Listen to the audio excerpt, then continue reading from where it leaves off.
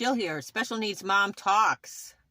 I have a few minutes before I go into a doctor's appointment for my daughter into the hospital, the medical system. I almost thought about filming that just so y'all can see how it's become so invasive, but that would be tricky.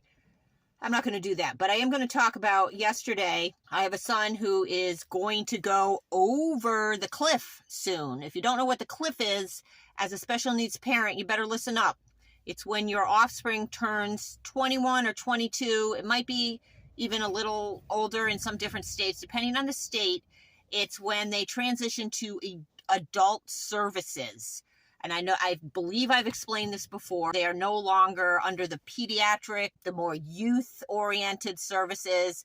And it generally means they have needs that are more significant and are probably going to need some level of support long-term. So you have to qualify for this type of support, basically, at your local, in Massachusetts, it's Department of Developmental Services. Oh, we had another meeting to transition.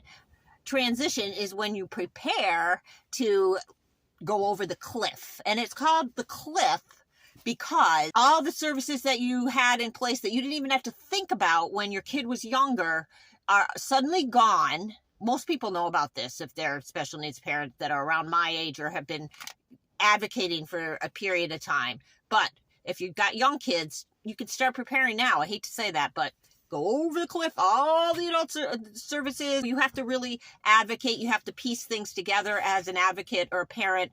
Well, you don't have to, but it helps if you do. And so we had a transition meeting yesterday where we are planning with his team how this is going to look when he goes over the cliff, turns 22, and what the heck? What does life look like?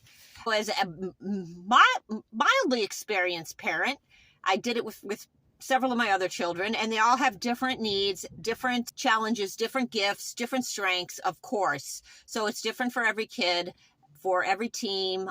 But having these conversations now, even though he's getting close, we have the services in place, and that's an important piece of it. Get your services in place. Get Department of Developmental Services. Get mass rehab. Get whoever you think might be able to support you in these meetings. There's many different options under DDS services these days. They are, because of the group home situation is so overloaded.